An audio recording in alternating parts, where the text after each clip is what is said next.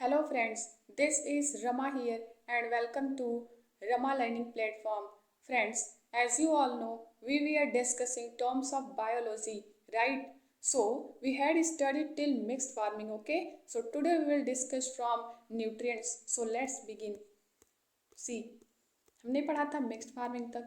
आज हम न्यूट्रिएंट्स से डिस्कस करेंगे, ठीक है। न्यूट्रिएंट्स क्या होता है, देखिए यहाँ दे रखा है chemical substances taken as food which are necessary for various function growth and health of living. Okay, देखिए न्यूट्रिएंट्स मतलब पोषक तत्व। ओके, ये तो सबको पता है, जो भी केमिकल सब्सटेंसेस हम फूड के तौर पे लेते हैं जो हमारे बॉडी के वेरियस फंक्शंस के लिए, ग्रोथ के लिए और हमारे हेल्थ के लिए इम्पॉर्टेंट होते हैं, वो सब न्यूट्रिएंट्स ही तो होते हैं। जो आहार हम लेते हैं जिससे हमें न्यूट्रिएंट्स प्राप्त होता है, जो हमारे बॉडी को वृद्धि करता है, हमारे हेल्थ का, हमारे बॉडी के वेरियस फंक्शंस को अच्छे से कार्य करने में हमारी मदद करता है। तो देखिए ऊर्जा, हमें एनर्जी कहाँ से प्राप्त मिलती है? भोजन से ही तो मिलती है एनर्जी। तो जो हम भोजन करते हैं उसमें हमारे न्यूट्रिएंट्स शामिल होते हैं ना, जिससे हमें एनर्जी प्राप्त होता है। जैसे एग्जांपल में हो गया carbohydrate, protein, minerals, fats, water, vitamin. Okay, next year it's given nano technology. What is nano technology? See, nano, see it's a Greek word से लिया गया नैनो टेक्नोलॉजी। नैनो मीन सबको पता है छोटा, वेरी स्मॉल। नैनो कार तो आप लोगों ने देखी होगी, है ना। देखिए nano technology, here it's given the study science of very small is known as nano technology और manipulation of material and devices on the scale of atomic level. See, हम इसे नैनो टेक्नोलॉजी साल 1959 में अमेरिकी भौतिकी विज्ञानी थे रिचर्ड फिनमैन, ठीक है, उन्होंने इसकी अवधारणा पेश की थी। देखिए जो नैनो टेक्नोलॉजी है ना, ये रिचर्ड फिनमैन ने एक मीटिंग के दौरान उन्होंने there is a plenty of room at the bottom शीर्षक पे लेक्चर दिया था, ठीक है। तो लेक्चर के दौरान उन्होंने एक हाइपोथेसिस मीन्स परिकल्पना दी, जिसमें कहा कि हम इंसाइक्लोपीडिया ब्रिटानिका के सभी 24 वॉल्यूम को एक पिन की नोक पर क्यों नहीं लिख सकते, ठीक है। तो इसी के साथ उन्होंने छोटी मशीन्स का निर्माण और उन्हें मॉलिक्यूलर स्तर तक छोटा करने के अपने विजन को रखा था, ठीक है। इसी वजह से रिचर्ड फिनमैन को आधुनिक नैनो टेक्नोलॉजी का पिता माना जाता है, ठीक है।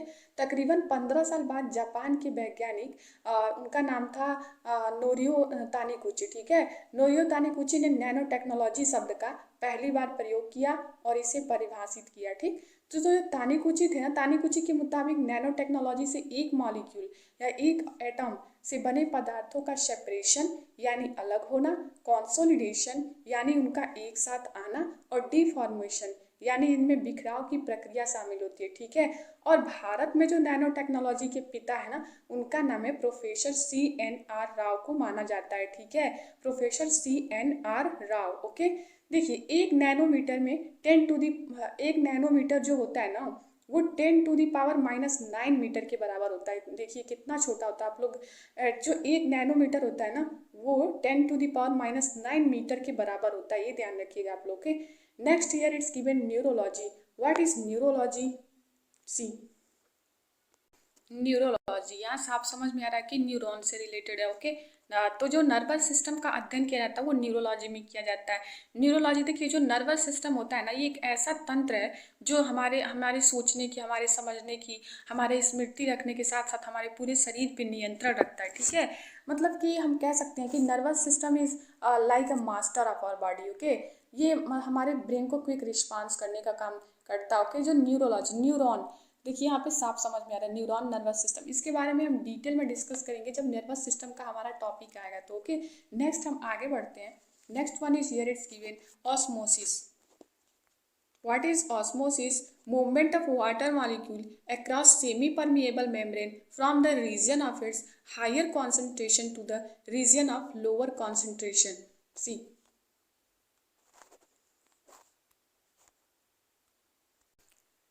यहाँ पे दे रखा मूवमेंट ऑफ वाटर मॉलिक्यूल। देखिए जो वाटर मॉलिक्यूल का मूवमेंट होता है ना, सेमी परमिएबल मेम्ब्रेन के through from the region of its higher concentration से लोअर कॉन्सेंट्रेशन में, ठीक है।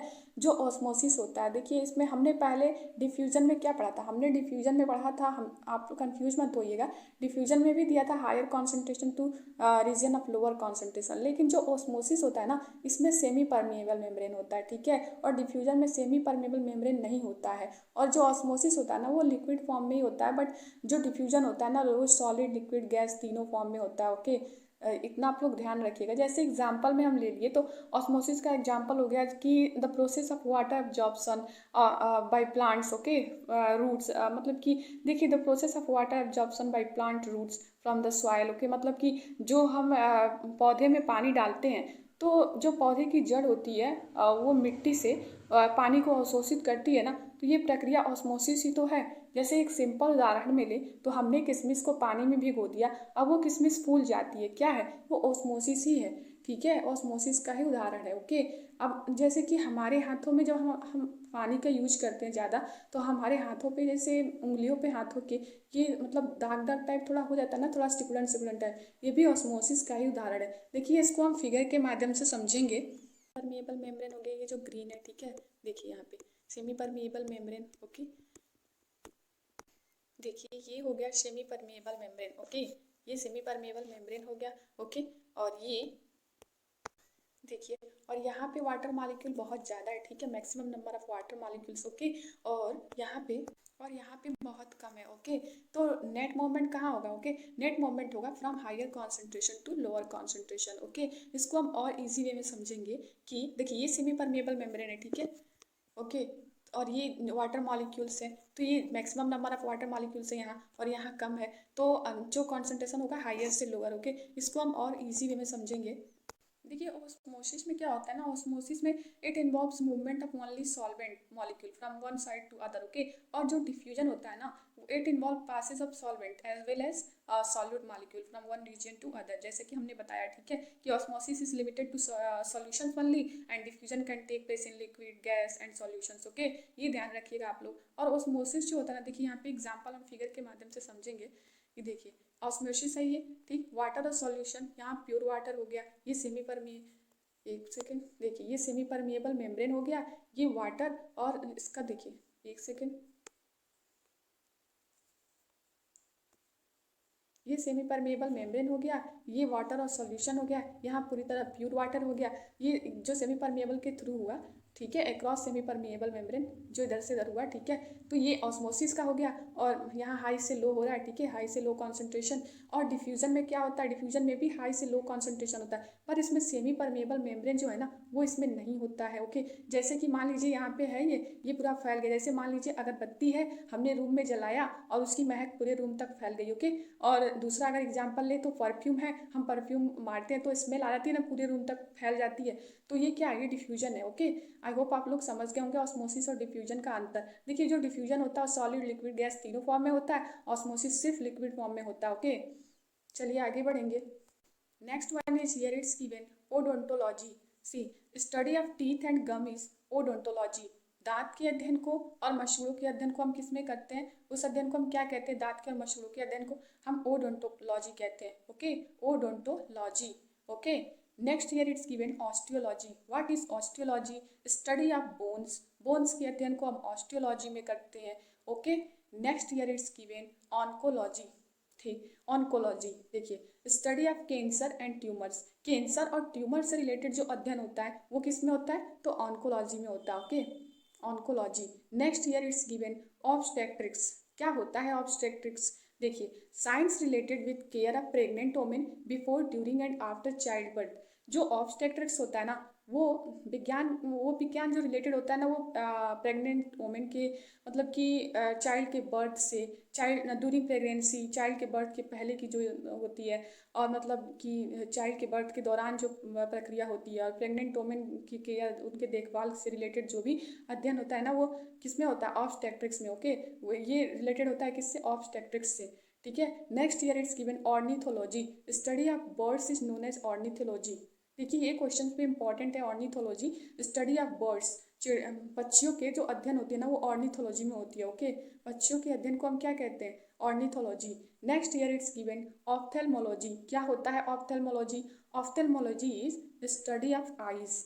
आंखों के अध्ययन को हम क्या कहते हैं? ऑप्थेल्मोलॉजी कहते हैं। ओके, आंखों के अध्ययन को हम क्या कहते हैं? ऑप्थेल्मोलॉजी। आगे बढ़ेंगे।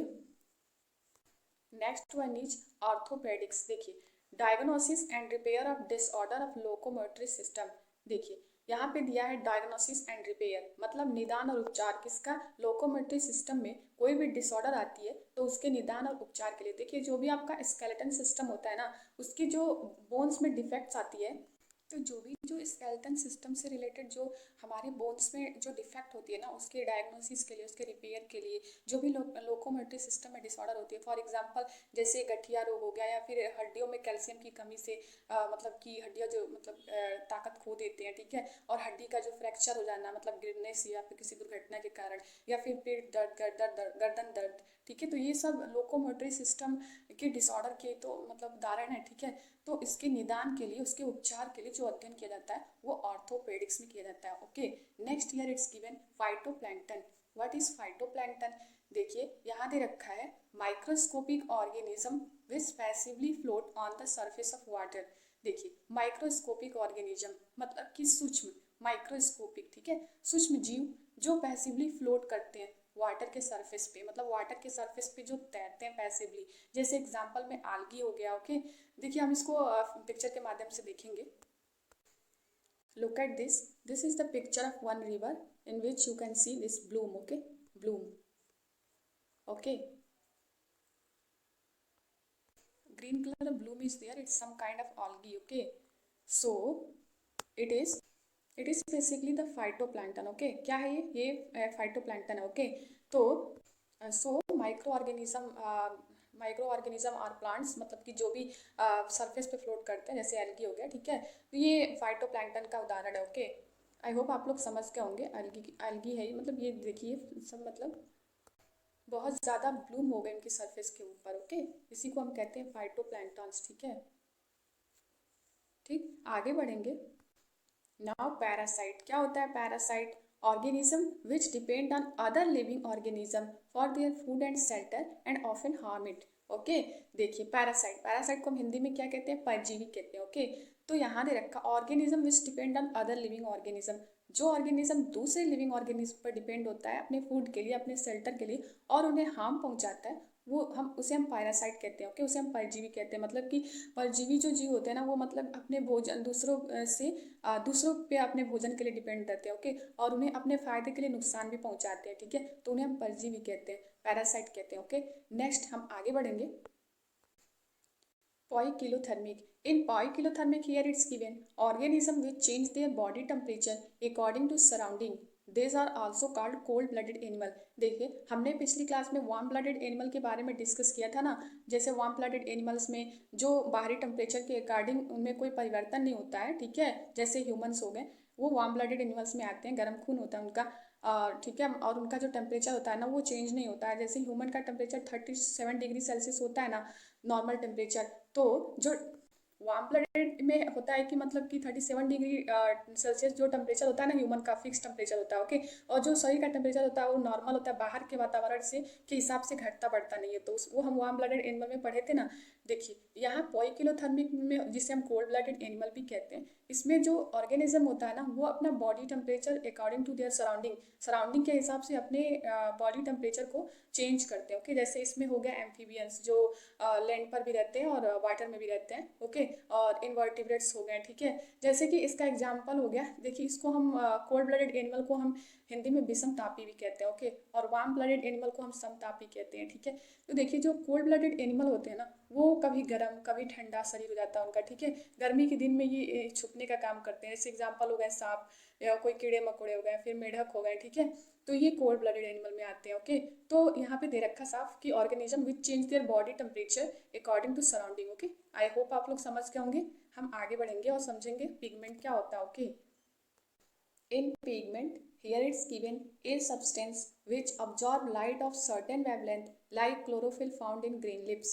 देखिए पिगमेंट क्या करता है, पिगमेंट जो होता है ना वो मतलब कलरफुल होता है, मतलब कि जो लाइट को एब्जॉर्ब करता है सर्टेन वेवलेंथ में, जैसे कि क्लोरोफिल हो गया। क्लोरोफिल जो होता है ग्रीन लीव्स में पाया जाता है, जो लाइट को एब्जॉर्ब करके फोटोसिंथेसिस का कार्य करता है, ठीक है। तो जो पिगमेंट होता है ना, ये हम एक लाइन में कहेंगे तो जो ऊपर गिरने वाले प्रकाश को किसी अन्य रंग में बदल कर प्रतिबिंबित करे उसको हम पिगमेंट कहते हैं। Next one is here it's given palaeontology, study of fossils like dinosaurs. Okay, study of fossils like dinosaurs, fossils के अध्ययन को, जैसे डायनासोर हो गया, फॉसिल्स के अध्ययन को हम किस में करते हैं, पैलेंटोलॉजी में करते हैं। ओके, पैलेंटोलॉजी में हम फॉसिल्स का अध्ययन करते हैं। देखिए फॉसिल्स जो होता है ना, फॉसिल्स जिसको हम हिंदी में कहते हैं जीवाश्म। ओके, तो जो जीवाश्म का अध्ययन होता है वो हम पैलेंटोलॉजी में करते हैं। ओके, तो जो फॉसिल्स होता है ना, जो पार्ट्स ऑफ एनिमल्स और प्लांट्स जो कि थाउजेंड ऑफ ईयर्स बैक जो हमारे अर्थ पे थे, they survived but now they are not survive. Okay, so जो जीवाश्म होता है, जो फॉसिल्स होता है, और उनके ऑसिस जो रॉक में कन्वर्ट हो जाता है ना, उसके थ्रू साइंटिस्ट स्टडी करते हैं। ओके, वो फॉसिल्स कहलाते हैं, ठीक है। तो जो उसके अध्ययन को हम पैलेंटोलॉजी कहते हैं। देखिए जो फॉसिल्स होता है, देखिए parts of animals. Okay, parts of animals are plant जो कि थाउजेंड ऑफ ईयर्स बैक जो हमारे अर्थ पे थे, long time they survive but now they are not survive. Okay, so जो जीवाश्म होता है, जो फॉसिल्स होता है, और उनके जो ऑसिस और रॉक, जो ऑसिस होते हैं वो रॉक में कन्वर्ट हो जाते हैं, ठीक है।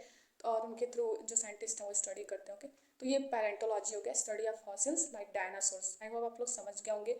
Next year it's given physiology. What is physiology, study of function of various system of organism. देखिए function of various system of organism, physiology, यहाँ साफ समझ में आ रहा है, various system of organism function. See in physiology, देखिए यहाँ पे जो फिजियोलॉजी होता है ना, ये मतलब कि हमारा शरीर कार्य कैसे करता है, ठीक है। यहाँ पे दे रखा function of various system of organism, तो हमारा शरीर जो है ना वो कार्य कैसे करता है। फॉर एग्जांपल डाइजेशन कैसे होता है, एब्जॉर्प्शन कैसे होता है। ओके, तो मतलब कि जो भी ये प्रक्रिया होती है ना हमारे शरीर का, हमारा ब्लड सिस्टम कैसे काम करता है, डिफेंस मैकेनिज्म कैसे काम करता है, गैस एक्सचेंज कैसे होता है, तो ये जो सारे फंक्शंस होते हैं ना हमारे मतलब कि हमारे बॉडी के, तो ये जो हमारा शरीर कार्य कैसे करता है, इसका अध्ययन जो फिजियोलॉजी में किया जाता है। Okay, next year it's given pathology. What is pathology, study of diseases, effects, causable agents and transmission of pathogen. देखिए यहाँ पे साफ समझ में आ रहा है, पैथोलॉजी डिजीज, ठीक है, रोगों का अध्ययन, उनके इफेक्ट का अध्ययन, कॉजेबल एजेंट का अध्ययन, और पैथोजन के ट्रांसमिशन का अध्ययन, ठीक है। ऑब्वियस सी बात है कि हम पैथोलॉजी की बात कर रहे हैं तो पैथोजन आ गया, ठीक है। और पैथोजन हमारी बॉडी में जो डिजीज होता है, जो डिजीज को कॉज करने का, कौन कौन से पैथोजन है जो डिजीज कॉज करते हैं। ओके, ये सब पैथोलॉजी के अंडर आते हैं। ओके, तो पैथोलॉजी जो होता है ना, तो डिजीज की कॉज और उनके इफेक्ट, जो इफेक्ट्स होते हैं ना, देखिए pathology, next year it's given pathology, study of diseases, effects, causable agents and transmission of pathogen. देखिए पैथोजन से साफ समझ में आया, pathology, pathogen, transmission of pathogen. देखिए पैथोजन जो होता है ना, डिजीज जो कॉज करता है, उसके इफेक्ट होते हैं, उन सभी के जो अध्ययन होते हैं ना वो पैथोलॉजी में होता है, ठीक है।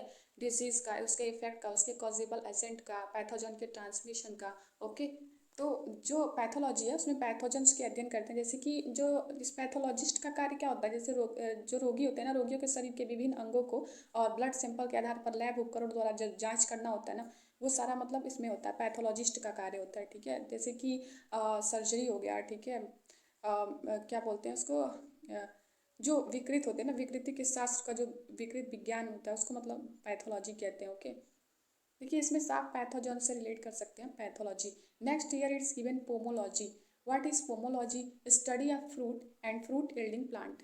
देखिए जो फ्रूट होते हैं ना, फ्रूट के अध्ययन को, ठीक है, फल के अध्ययन को और फल देने वाले पौधों के अध्ययन को हम क्या कहते हैं, हम पोमोलॉजी में अध्ययन करते हैं। फल से रिलेटेड अध्ययन हम पोमोलॉजी में करते हैं, और फल देने वाले पौधों से रिलेटेड अध्ययन है जो वो हम पोमोलॉजी में करते हैं, ठीक है। ये भी बहुत इंपॉर्टेंट है। ओके, ध्यान रखिएगा आप लोग, pomology study of fruit and fruit yielding plant. Okay, fruit yielding plant. Next year it's given psychiatry. See here it's given psychiatry, treatment of mental disorders. Mental disorders, mind से related जो disorders होते हैं वो हम psychiatry में करते हैं, उसके ट्रीटमेंट से, माइंड से रिलेटेड जो डिसऑर्डर होते हैं उसके ट्रीटमेंट का अध्ययन हम साइकियाट्री में करते हैं। ओके, साइकियाट्री में हम करते हैं, मेंटल डिसऑर्डर्स के ट्रीटमेंट का अध्ययन हम साइकियाट्री में करते हैं। Okay, next year it's given psychology. What is psychology, see study of human mind and behaviour. Human के माइंड और उसके व्यवहार का अध्ययन हम साइकोलॉजी में करते हैं। Okay, human mind and behaviour का अध्ययन हम साइकोलॉजी में करते हैं। और साइकियाट्री में हम ट्रीटमेंट करते हैं मेंटल डिसऑर्डर्स का। ओके, जो मेंटल डिसऑर्डर्स से रिलेटेड ट्रीटमेंट होता है उसको हम साइकियाट्री कहते हैं। और जो ह्यूमन का माइंड होता है और उसके बिहेवियर का जो अध्ययन होता है उसको हम साइकोलॉजी कहते हैं। Okay, next year it's given PC culture. क्या होता है PC culture? Rearing of fishes, मछलियों के पालन से रिलेटेड जो अध्ययन होता है वो हम पीसी कल्चर में करते हैं। ओके, देखिए आप लोग कंफ्यूज मत होइएगा। इक्थियोलॉजी, इक्थियोलॉजी में हम फिशेस पर अध्ययन करते हैं। ओके, फिशेस के बारे में अध्ययन करते हैं। और पीसी कल्चर में हम फिशेस के पालन का अध्ययन करते हैं। Okay, next year it's given phycology. देखिए पाइकोलॉजी, यहाँ तो नाम से ही समझ में आ रहा है, स्टडी ऑफ आल्गी। आल्गी के अध्ययन को हम फाइकोलॉजी में करते हैं। Okay, study of algae is phycology. देखिए ये पीसी कल्चर में एक चीज़ और आप लोग ध्यान दीजिएगा, ठीक है, पीसी कल्चर में एक चीज़ और आप लोग ध्यान दीजिएगा ना कि ये साइकी जो है ना, ये ठीक है साइकी, ये जो पाइशी है ना इसके अंदर फिशेस को रखा गया। ओके, इवन एक तरह का फाइलम है। ओके, जो ये पाइशी, इससे आप रिलेट करके पढ़ सकते हैं कल्चर, कल्चर और पाइशी, ठीक है, Pisces culture PC culture. Okay, तो जो पीसी है ना, पीसी ये फिशेस है, ठीक है, इसको फाइलम के अंदर रखा गया है। सो फिशेस मतलब फिशेस एंड कल्चर मतलब इनको पालना या रेयरिंग करना। ओके, तो ये आप लोग ध्यान रखिएगा, fishes culture. Okay, pisciculture, rearing of fishes. Next year it's given phycology, study of algae is phycology. Okay, phycology, algae के अध्ययन को हम क्या कहते हैं? पाइकोलॉजी कहते हैं। ओके, ये बहुत टर्म सुनने को मिलते हैं, ठीक है, एग्जाम में कई बार पूछ लिए जाते हैं। फाइकोलॉजी, आल्गी के अध्ययन को हम कहते हैं। Okay, now here it's given paediatrics. क्या होता है paediatrics? Branch of medicine dealing with children, बच्चों से रिलेटेड जो बच्चों को डील करने के लिए जो मेडिसिन की शाखा होती है ना, उसके अध्ययन को हम बच्चों से रिलेटेड जो मेडिसिन होती है उसके बच्चों से कैसे डील कराना मेडिसिन वगैरह, तो वो पेडियाट्रिक्स में होती है। Okay, paediatrics. ओके, चिल्ड्रेन से रिलेटेड है, ठीक है, चिल्ड्रेन के मेडिसिन से related paediatrics. Okay, next year it's given parasitology. क्या होता है पैरासिटोलॉजी? Study of parasites. देखिए हमने पैरासाइट्स के बारे में अध्ययन किया था ना कि पैरासाइट्स जीव जो दूसरों पे अपने भोजन के लिए डिपेंड होते हैं और दूसरों को हार्म पहुंचाते हैं, ठीक है, अपने फायदे के लिए। तो ये पैरासाइट्स जो होते हैं ना, परजीवी जो होते हैं, उनके अध्ययन को हम पैरासिटोलॉजी कहते हैं। ओके, पैरासिटोलॉजी, ठीक है। Next year it's given pharmacology. क्या होता है pharmacology? The science which deals with drugs.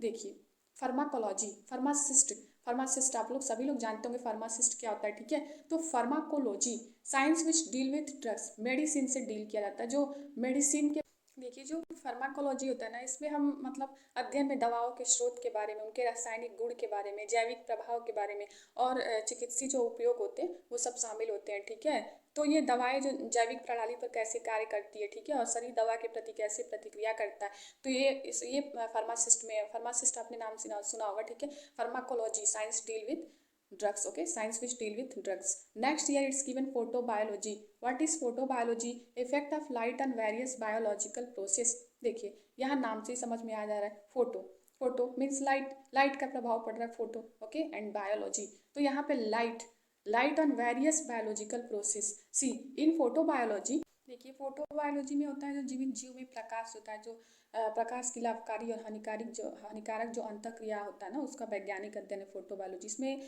मुख्यतः जैसे फोटो फिजिक्स हो गया, फोटो केमिस्ट्री हो गया, फोटोसिंथेसिस हो गया, फोटोफॉरजेनेसिस हो गया, फिर विजुअल प्रोसेसिंग हो गया, फिर स्कैंडियन रिदम हो गया, फोटो मूवमेंट हो गया, ठीक है, पराबैंगनी विकिरण हो गया। तो इन प्रभाव का अध्ययन भी फोटोबायोलॉजी में शामिल होता है, ठीक है। Next year it's given phylogeny. What is phylogeny? Evolutionary history of organism is known as phylogeny. देखिए यहाँ पे साफ दे रखा है evolutionary history of organism।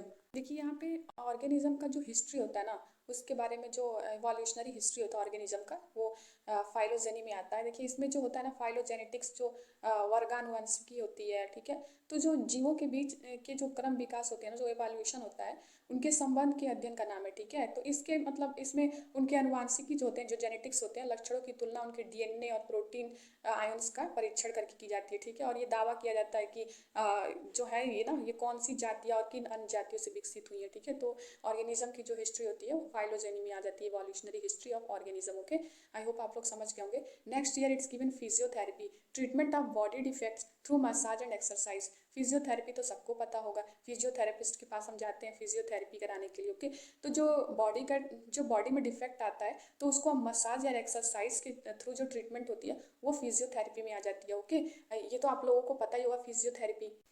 Next year it's given radiology. देखिए रेडियोलॉजी में क्या दे रखा, medical science dealing with imaging such as X-rays, CT, MRI, PET for diagnosis and treating disease in human body.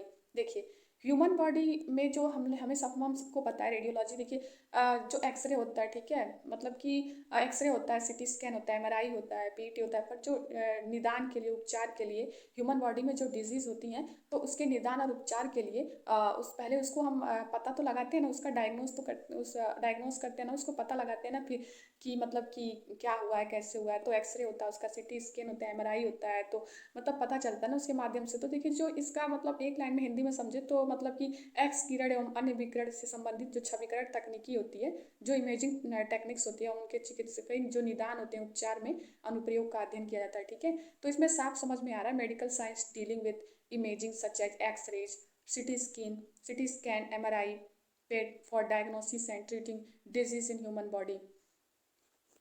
देखिए रेडियोलॉजी नेक्स्ट ईयर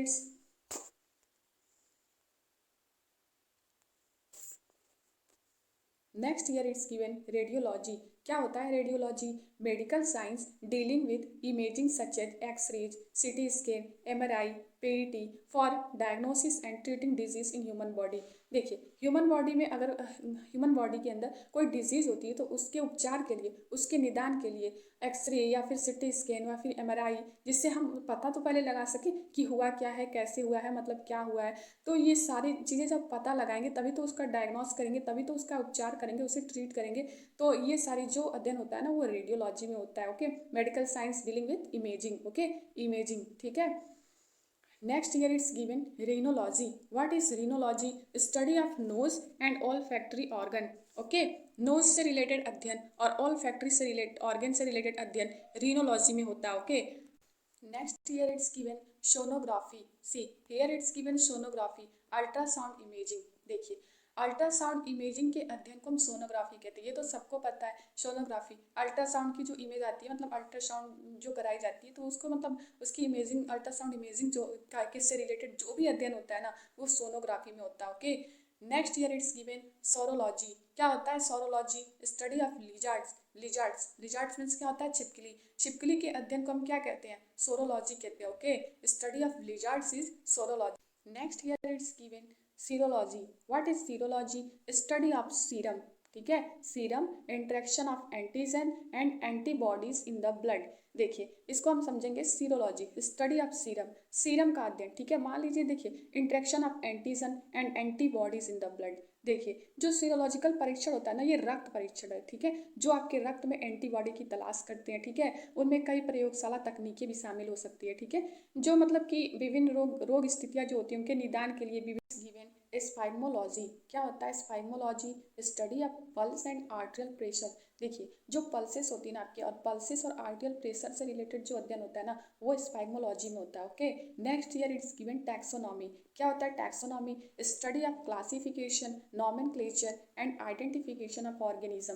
देखिए जो ये taxonomy होता है ना वर्गीकरण, देखिए जैसे इसमें जो हमें जीवों को वर्गीकृत करने में मदद करता है ताकि हम जो जैविक जानकारी होती है ना उसको अधिक आसानी से संप्रेषित कर सके। ठीक है, इसमें साफ दे रखा है classification, nomenclature and identification of organism. Okay, तो मतलब कि कोई भी वियुक्त बिंदु हो, जो मतलब किसी वियुक्त बिंदुओं के समूह को वर्गों में बांट कर आयोजित करने को क्या कहा जाता है, टैक्सोनॉमी कहा जाता है। इसका हिंदी मतलब क्या, वर्गीकरण या फिर वर्गीकी। ठीक है, आई होप आप लोग समझ गए होंगे। आगे बढ़ेंगे, telepathy. What is telepathy, see communication of thoughts or ideas from one mind to another without normal use of senses। in other words this is the process of mental contact। see it, देखिए यहाँ पे साफ दे रखा है communication of thoughts और ideas from one mind to another without normal use of senses. देखिए without speech की बात करें, मतलब किसी के थॉट्स को, किसी के आइडिया को हम मतलब कि हम अपने माइंड से, मतलब उसके माइंड के थॉट्स को, आइडिया को हम समझ पा रहे हैं without speech. Okay, in other word this is the process of mental contact. देखिए जो टेलीपैथी होता है ना, देखिए टेली यानी दूरी, ठीक है, और पैथी यानी भावनाएं। ठीक है, तो जो मतलब कि जो टेलीपैथी होती है ना ये मानसिक शक्ति जिसके द्वारा जो मतलब कि पांचों इंद्रियों का प्रयोग किए दो मस्तिष्क के बीच जो संवाद स्थापित करना है। टेलीपैथी जो होता है ना एक मस्तिष्क आधारित मनोवेग है। ठीक है, जो हर जीवित प्राणी में निहित होता है, किंतु ये मनुष्य की अवचेतन मस्तिष्क में होता है। ठीक है,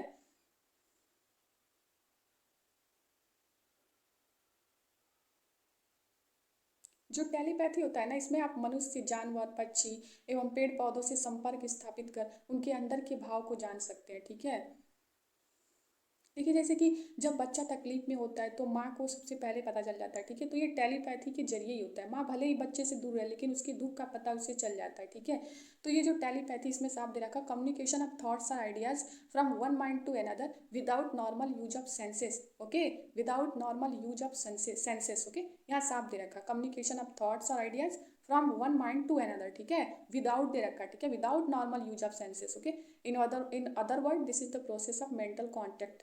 Okay, next here it's given veterinary science. Veterinary science. Okay, next here it's given veterinary science. क्या होता है veterinary science? Science of health care and treatment of domestic animals.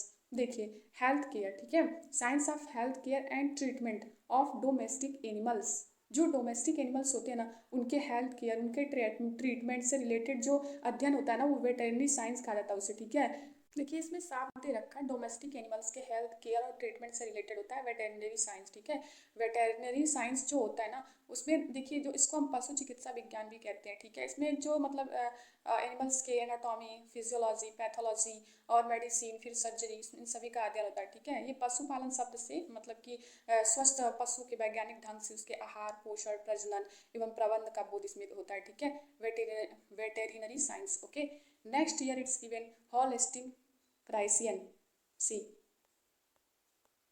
देखिए यहाँ पे होलिस्टिन फ्राइसियन में साफ दे रखा है, it is a non indigenous breed of cow. ठीक है, non indigenous breed of cow. Okay, Holstein Friesian. देखिए जो नॉन इंडिजीनियस होता है मतलब कि that have been bought to place from somewhere else. Okay, non indigenous जो होता है, जो plants use to refer to plants and animals that have been bought to a place from somewhere else. Okay, rather than those that grow और live there naturally. Okay, so non-indigenous breed of cow, Holstein Friesian. Okay, next here it's given primatology. क्या होता है primatology?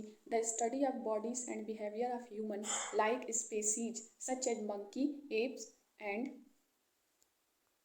orangutan etc. Okay, तो यहाँ पे साफ दे रखा, bodies and behaviour of human like species such as monkey, apes, orangutan etcetera. Okay, तो देखिए जो हम इंसान होते हैं, हम इंसान को जीवित प्राणियों में जैसे कि हमारे निकटतम रिश्तेदारों के साथ वर्गीकृत किया गया। ठीक है, तो जो लेमर्स हो गए, लॉरीज हो गए, गैलागोस और जो ट्राशियर रोसिमियन है, तो इसमें नई और पुरानी दुनिया के बंदर, छोटे बानर या फिर गिब्बन, बड़े बानर और प्राइमेट के रूप में मनुष्य भी शामिल है। ठीक है, तो मनुष्यों का उनके स्तनधारी रिश्तेदारों अन्य प्राइमेट्स के साथ मिलकर अध्ययन करने वाले जो जैविक विज्ञान होते हैं उनको हम परमेटोलॉजी कहते हैं, प्राइमेटोलॉजी कहते हैं। ओके, तो यहाँ पे साफ दे रखा है, study of bodies and behaviour of human like species such as monkey, apps,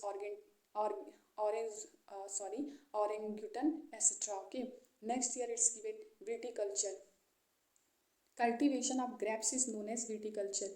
grapes की, अंगूर की कल्टीवेशन से रिलेटेड जो अध्ययन है उसे हम विटिकल्चर कहते हैं। Okay, viticulture, cultivation of grapes is known as viticulture. Next year it's given horticulture. क्या होता है horticulture? Growing vegetable, flower and fruit for commercial purpose. देखिए कॉमर्शियल पर्पस के लिए वेजिटेबल को ग्रो करना, फ्लावर्स को एंड फ्रूट को कॉमर्शियल पर्पस के लिए, तो उसे हम हॉर्टिकल्चर कहते हैं। Okay, horticulture. हॉर्टिकल्चर जो होते हैं ना, वो सामान्यतः जो फल फल होते हैं, सब्जियां होती हैं, उनकी सजावटी पौधों से संबंधित है। ठीक है, और जो M.H. मैरीगोडा है, उनको भारतीय बागवानी का जनक कहा जाता है। ठीक है, तो ये जो हॉर्टिकल्चर, उसको हिंदी में हम बागवानी कृषि कहते हैं, और M.H. मैरीगोडा जो है वो भारतीय बागवानी के जनक कहे जाते हैं। इसमें किसका अध्ययन होता है? Growing vegetable, flowers and fruit for commercial purpose. देखिए यहाँ पे साफ दे रखा कि फलों, सब्जी और सजावटी पौधों से संबंधित है। ठीक है, तो मतलब इसमें जिसके अंतर्गत फल, फूल, सब्जी तथा औषधि फसलों को उगाने का अध्ययन किया जाता है। ठीक है, next year it's given agriculture. What is agriculture? The science and art of cultivating soil, raising crops and rearing live stock. See, the science and art of cultivating soil. देखिए यहाँ पे साफ दे रखा है, cultivating soil, raising crops and rearing live stock. Agriculture तो सबको पता है, कृषि, भूमि को खोद कर अथवा जोत कर और बीज बोकर व्यवस्थित रूप से अनाज उत्पन्न करने की जो प्रक्रिया होती है उसको हम कृषि अथवा खेती कहते हैं, एग्रीकल्चर कहते हैं। Okay, next year it's given olericulture. What is olericulture? See, here it's given science of growing vegetables, deal with the culture of non-woody plant for food. देखिए यहाँ पे साफ दे रखा, science of growing vegetable deal with the culture of non woody plant for food. Okay, तो जो ओलेरी culture होता है ना, इसको हम हिंदी में कहते हैं साकी विज्ञान। ठीक है, तो यहाँ पे साफ दे रखा है कि ग्रोइंग वेजिटेबल्स, ठीक है, सब्जियों के उत्पादन का, उनके भंडारण भंडारण का, उनके प्रसंस्करण का, और जो मतलब कि विपणन से संबंधित जो विज्ञान है वो इसमें होता है, ओलेरी कल्चर साकी विज्ञान। ठीक है, इसमें जो फसल की स्थापना शामिल है, जिसमें खेती का चयन, फिर बीज तैयार करना, और बीज और प्रत्यारोपण द्वारा सब्जी फसलों का जो फसल होते हैं, जो सब्जी होती हैं, उनकी फसलों का मतलब कि स्थापना शामिल है। ठीक है, इसमें साफ दे रखा, science of growing vegetable deal with the culture of non woody plant for food is known as olericulture. तो फ्रेंड्स, आज हमने टर्म्स ऑफ बायोलॉजी को कवर कर लिया, जो आपके परीक्षा के लिहाज से बहुत ही महत्वपूर्ण है। इसमें से बहुत सारे क्वेश्चन एनटीपीसी, रेलवे और एसएससी में पूछे जा चुके हैं, जैसे फ्लोरिकल्चर हो गया, एग्रीकल्चर हो गया, इक्थियोलॉजी हो गया, पीसी कल्चर हो गया। ठीक है, तो मतलब आज हमारा ये टर्म्स ऑफ बायोलॉजी खत्म हो गया। हम आगे अब व्हाट इज लिविंग से कंटिन्यू करेंगे नेक्स्ट क्लास में। Okay, so thank you guys.